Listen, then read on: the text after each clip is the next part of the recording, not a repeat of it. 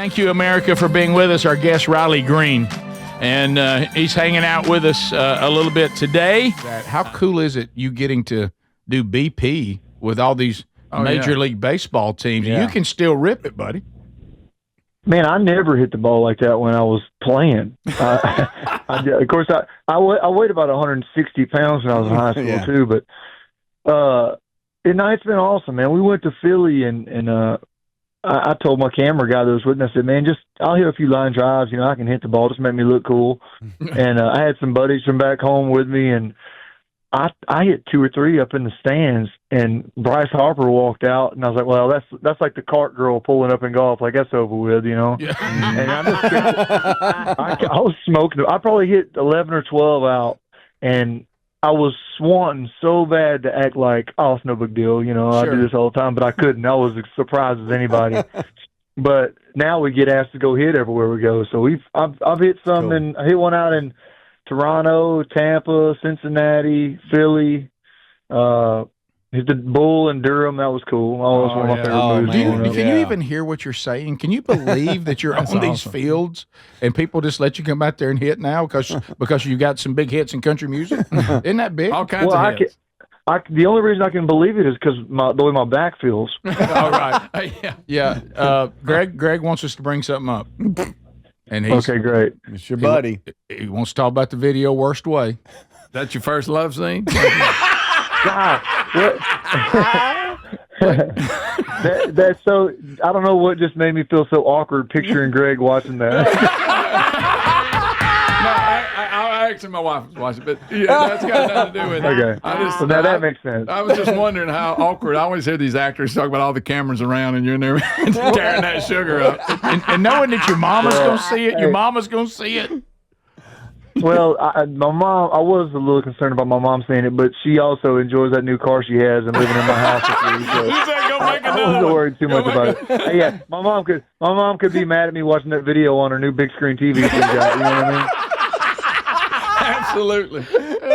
But no, it's not as cool as it looks, I knew the actress in the video. I'd actually had in a music video before. I filmed a video in Belize for a song called In Love by Now. And so I figured if I got somebody I knew it'd be less awkward. Mm-hmm. But there were a couple of scenes in there where the director said, hey, we got it. Let's move on. I said, hey, you sure you don't want to do that again? One more shot. I didn't feel good about it. Let's try one more shot. I can do it better. Yeah. I can do it better. That's great. And somebody, we got a guy on Text Nation said, so you're going back to Red Rocks. He said he's coming to see you in a week or so, or it looks like it's a couple of weeks. Yeah, a couple of weeks. I just looked. I got to go home for a couple of days after Birmingham, which was nice. I hung out at the farm down there because I knew I had a pretty wild run coming up. We go from here to Quebec City to Calgary, and then we end up out in the west, and we go to Jackson Hole for a private show, doing Montana, a couple things in California. I've got a Grammy thing in LA, but I'm on the road till the 31st from today. So it's one of those runs, but it's in there somewhere, Red Rock. Too. He said he's coming for his 30th anniversary, and he's praying that his wife will still go back home with him after seeing you. Yeah. I can't imagine what you don't sit too close to the stage. You can't help it, man. You can't help it. Yeah. And speaking of stage, I can't imagine what you see from up there. Is it true you had to break up 2 girls fighting? What's this girl fight you had to bring attention to? I think was it here in the last couple of weeks? Yeah, it wasn't too long ago.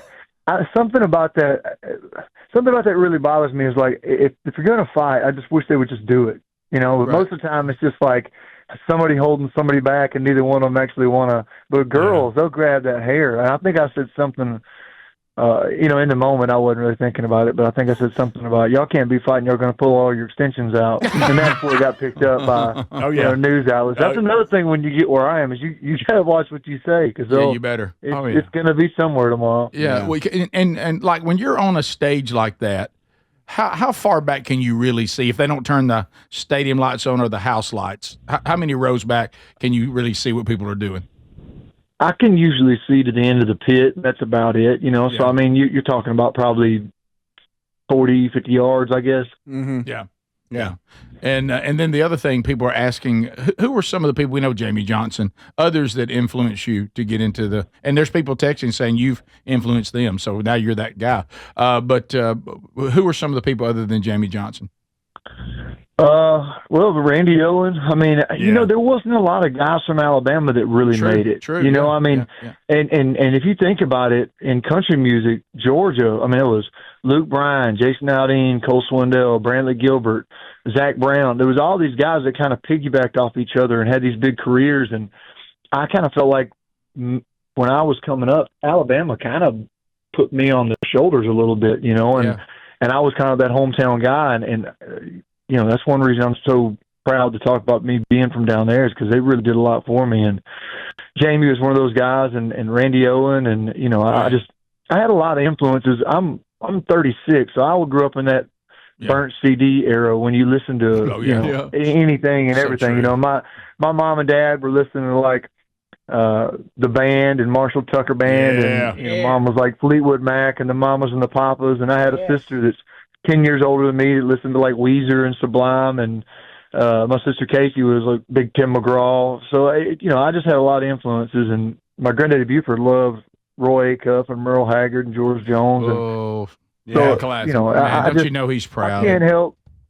Greg loves him from George Strait. Don't start that. Yeah, don't bring up George Strait in front of Greg. Hey, we got to let you go, Riley. On hold, somebody named Ella Langley.